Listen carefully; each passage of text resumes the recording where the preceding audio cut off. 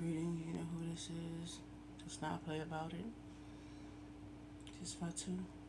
I'm gonna get up here and say you never heard it say, but I wonder what you all see every day when you look at me. You go out and fight your civil rights wars, but nobody ever speaks to me. I'm gonna say this about you, and I hate to, and I'm not trying to do dismantle, but your political leaders ain't gonna save you. What's the name? They're not. They don't care no more. So I ask you to help me. I can't go to my political leaders. I can Kamala Harris win. It should have been a no brainer, but she didn't get it. Why? She said, "Oh, I would think one of the reasons she didn't get it because she didn't tackle the real issue." So you go in there and you start. Why does everybody feel like in a room that they can just go ahead and talk around me? Like I never existed. Like I'm not here. I was looking at a. I went to the store the other day and people waver like the wind now. I was just sitting there and I just said, something God said in Exodus 14:14. He said, hold your peace. Every time you go somewhere, every time you can say, my God will fight for me. Just hold my peace. So I've been holding my peace the last couple of years, and I feel see how people waver like the wind. They don't even need to know who they are anymore. One word saying about something you know is wrong, and they start making up stupid stuff to make them more stupid.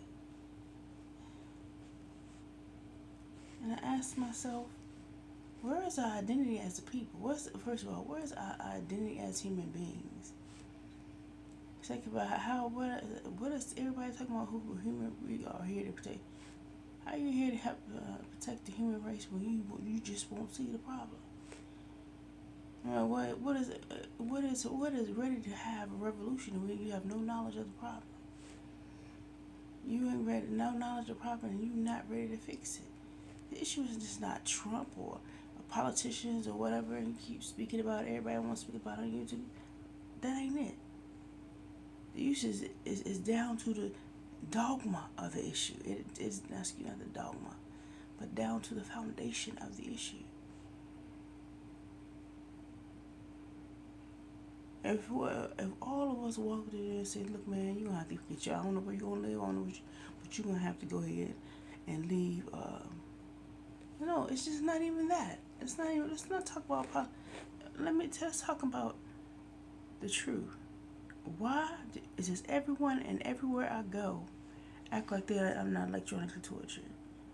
They give themselves some grace to watch that shit like they can condone by by by saying stupid and weird stuff.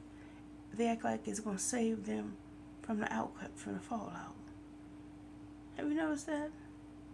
How about people do stupid and weird things, acts like it's gonna save them from the fallout? And someone says that I'm speaking. He said people will go ahead and amuse themselves and act like nothing's happening, just so they can have a little something. Something of what? The world, not only is America flooding, dying, and being divided, those people with electronic torture don't care. Don't care. That is the whole, as you understand, is that they don't have to listen to you. If those people hold the power to electronic torture all the people of America, they don't have to listen to you. And you made it so because you pretend like it wasn't there. I remember this pastor asked me, "Say, how you ask ChatGPT if the devil was alive? How would he ignore you? How would you pretend? How would he pretend he was here right there? How would he pretend that he unreal?" And the actual factor is, what they said to me is the same thing that people do right now. Pretend away their wrongdoing. Pretend like nothing is happening. Making absurd and wrongful things right. Like everybody has their own truth. No, there's one truth. But what if you refuse to see that truth? What everybody make up to have a truth for themselves, so they won't be a part of it. And I say to you this: ask yourself, what is the true factor in? Because my question is, if they can do this to one person, what about doing it to the masses? Because you notice how easily they're dismantling everything. In the next year, we'll be a third world country. We won't be able to handle our cases, and then you're gonna spike up health insurance. And but nobody wants to say that. Nobody wants to say everything is wrong.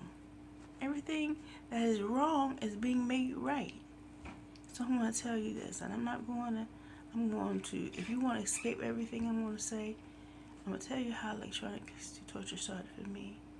I was in my room, and it's just in case it starts for you like this, because not saying anything is actually acting like you condone it. Not saying anything, even to your potential or your politicians who are in a red or blue, for them not to sit on the throne and say this is not happening, or ignore the fact and entirely is allowing America to sink in its own devilment. We are sinking. So I'm going to tell you, in my other opinions, that you may want it to happen to yourself. So I'm going to tell you how it happened to me. I'm not condoning shit. I'm saying this: if this was you wanted to happen to you, I'm going to tell you what it is and what it felt like. I woke up one morning. I was in bed at maybe at 1 or 2 o'clock, and I had a dream. It was like I thought I was dreaming at first. It was the dream started, particular way, but then it had people in lab coats. And these people in lab coats, I was like, what the moral? But these people in lab coats were my ex-coworkers that I hadn't seen in almost 6-7 months. I left LabCorp. I thought it was nothing. It's just like I thought, because I was fatigued and stressed because I didn't have, when I don't have my bank account ain't right, I ain't right. I had to learn away from that because my bank account ain't never been right since then. But I was just stressed, and something, I woke up halfway and something said, your mama is playing a game. We're going to play, your mama and dad going to play a game. I don't know. But I woke up and I didn't think about it. Because I was like, yeah, I was in a bad situation, but then the next day I was in my car. It was as if I was seeing. It was as if I was. I don't want to say trance, but it was first. Then it started with, oh God, like saying things. Stuff started. Some things was being said that could never have been said because I had never talked to anyone about it. And the things that I buying stuff and talking about stuff that I was the only one present when it was happening. So I remember first of all, one of the things I remember most, it was what was going on in my mind. It was like false dreaming. And I remember being tired, and then the noises started. It was around my apartment. It was when I went over to my lab. I rode over to LabCorp to see what was going on, because it said LabCorp is doing all the stuff to you. And at first, you won't be able to believe that this is happening to you. Not only that, the stupid words. I mean, really and truly, if you look at it, when it started, it was so childish. It talked about really, if you look at it as that knick-knack, I see you, you see me, I see everything about you.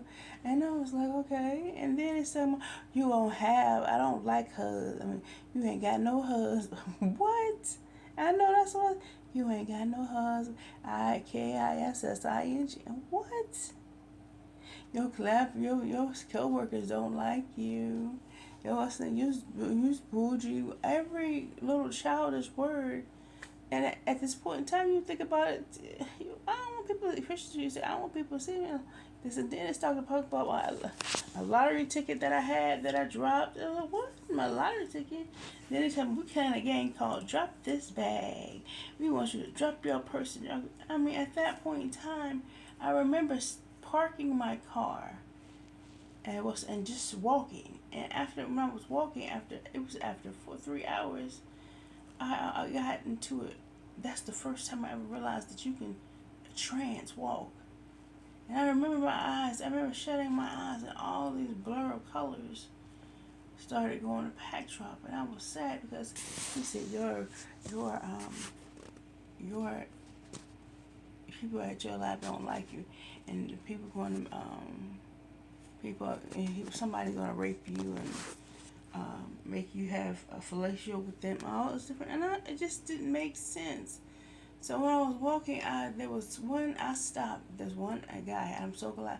And I asked him would he take me to the emergency room. I could not make it back to my car at that time. I was so fatigued, and he took me to the emergency room. He didn't bother. He said that he dropped me off at the emergency room. And at that point in time, I told the emergency room what was happening. I said, I think I'm having a breakdown. I said, because for the past 2 days, I said, first it started with dreams, then it started with voices from school, and then it started with voices from school. Then I feel my body is like somebody would it's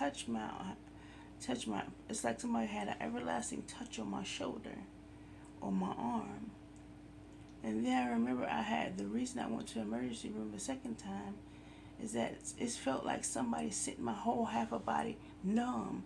I could touch it from my brain down my shoulder, and I thought I was having an I didn't know what was happening. I thought when I got there, the computer was going off the chart, and one lady wouldn't allow me to move. She said, "Ma'am, I can't allow you to move. It's soon like you're either gonna have a stroke or a heart attack." And she said, and that's when because they even at that point in time they in and out capped me. She came in and she in and out capped me. She didn't want me to move with stress of urination. She said, I've never seen this before. This makes no sense. So, they kept me for a while, maybe 5, 6 hours. And they gave me some medication, and it looked like my heart and everything normalized. She said, this just doesn't make sense, but if you get in a long normal area and you've been there at a certain time, certain amount of time, they say, hey, baby, we got what you do, normalize you. You follow up with your what's name in the day, and they gave me a number to contact on the doctors inside the facility. He said, you need to contact this person. He said, they absolutely said, I don't know what's happening. I think something's wrong with your heart. He said there's something wrong with your heart and brain. He said, but this shouldn't have happened. And they couldn't pinpoint either. So what happens is that I found myself walking around for 2 months, like, like I was in a daze. And I kept seeing people watch. This is how I knew. This is how you know something is wrong with you. When people walk around and follow you in the store. I remember one time came out of the store and I looked back and almost the whole store was watching me. And I said, what? I said, what? I said, what? They were sitting there watching me. And it was not like, it's like, as, it's like, as when somebody's standing at the door and it's everybody, not just one person, but it's something's wrong. It was the patrons there, it was the guests there, as well as the employees. They were watching, and I said, "What's wrong?" I told my sister, "There's something wrong." She said, "What do you mean?" And I didn't believe her. That's the first time my sister ever distanced my sister and never trusted her. And so we got into a fight. I've never punched my sister. We got into a fight, and she had a blood bruise in her eye. And she was crying. She said, I can't take this. I can't. And I said, what are you talking about? She said, there's something wrong with me. So she called the police and have me taken away to a mental facility for 22 days. At that point in time, you don't realize how hurt you are. That your family like that can betray you. and not hear you and know what's going on. That's not family. That's the devil.